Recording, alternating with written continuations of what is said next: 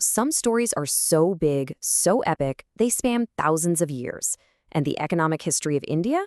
Well, it's not just a bunch of numbers. It is, without a doubt, one of the most dramatic tales of rise, fall, and comeback the world has ever seen. It really is a roller coaster. So let's get started at the very top of that first incredible peak. I want you to start with a number. 25%. Now, back in 1750, that was India's share of the entire world's industrial output. Think about that. A full quarter of everything manufactured on the planet came from India. It was, and there's no other way to put it, a global manufacturing powerhouse. Okay, got that number in your head? Good, because just 150 years later, by the year 1900, that massive share had collapsed to this, 2%, from a quarter of the world's production all the way down to a tiny fraction. That incredible drop is the central mystery we're unpacking today. What on earth happened? Well, to really understand that fall, you first have to appreciate the sheer scale, the incredible height of the peak. That dramatic decline we just saw, that was actually a pretty recent event in a very, very long history of economic dominance. For the better part of 2,000 years, India wasn't just a major economy. For a lot of that time, it pretty much was the world economy. And what's really wild is just how consistent it was. If you look at the data from the brilliant economic historian Angus Madison, you can see that for the first 1,000 years AD, India consistently accounted for almost a third of the entire global GDP, and even as late as 1700, it was still nearly a quarter. This wasn't some brief golden age. This was the world's economic center of gravity for over 1,700 years. And this wasn't just about being big. It was about being incredibly sophisticated. Get this.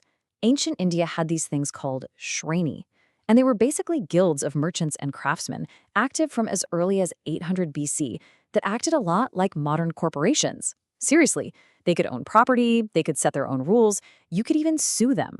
This kind of advanced organization built the trust and the legal frameworks that made huge long-distance trade possible thousands of years ago. The absolute high point of this long era was, without a doubt, the Mughal Empire. By the 1600s, it had become the single biggest economy on Earth. Its GDP just dwarfed what was going on in Europe at the time.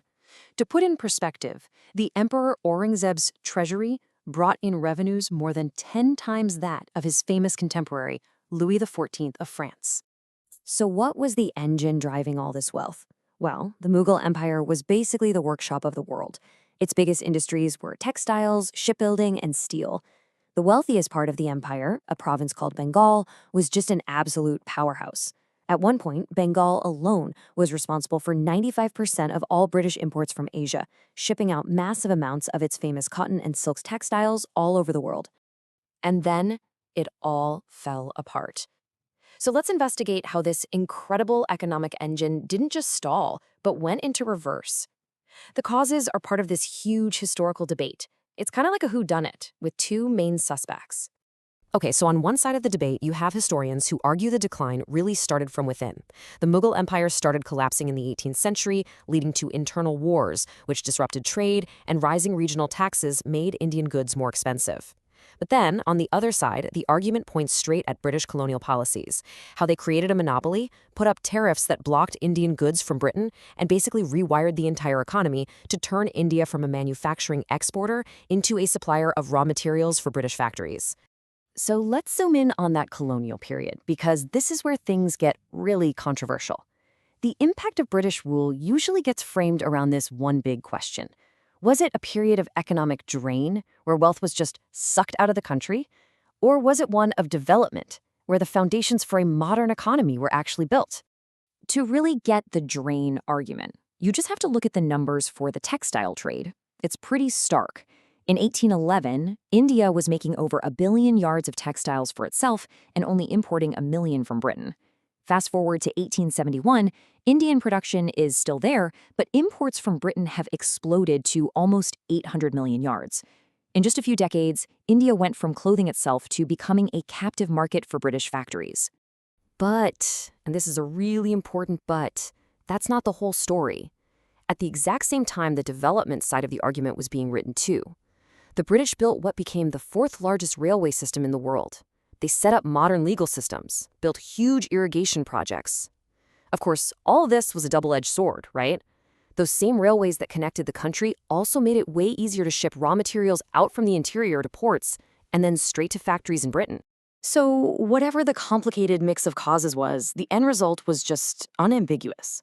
This quote from Dr. Manmohan Singh, a man who was both India's finance minister and its prime minister, really captures the staggering scale of it all.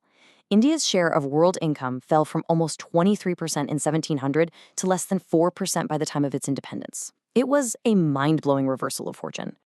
But a roller coaster doesn't just end at the bottom. And that brings us to the third act of our story, the comeback. After gaining independence in 1947, India set out to write a completely new economic chapter.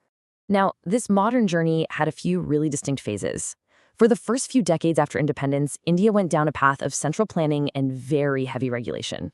It's a period that's famously known as the License Raj. And while the goal was self-sufficiency, it also led to pretty slow growth. The real game-changing turning point, the moment the roller coaster car started clicking its way up the next big hill, came in 1991. So how did it happen? Well, that state-controlled License Raj model eventually ran into a wall, leading to a massive economic crisis in 1991. With the country basically on the verge of default, the government, led by Prime Minister Rao and his finance minister, the same Dr. Singh we heard from earlier, made a historic change. They launched a whole series of huge reforms, tearing down regulations and opening India up to the global economy. And the result? It was absolutely explosive. Those 1991 reforms unleashed what people now call a capitalist boom. Economic growth just took off, especially in these new, lightly regulated sectors that could move fast, like technology and business services, the very industries that really define India's modern economy on the world stage today. And that brings our whole story full circle, from 25% crashing down to 2%, and now climbing back to become one of the world's fastest-growing major economies. It has been one heck of a ride, and it leaves us with one last massive question to think about.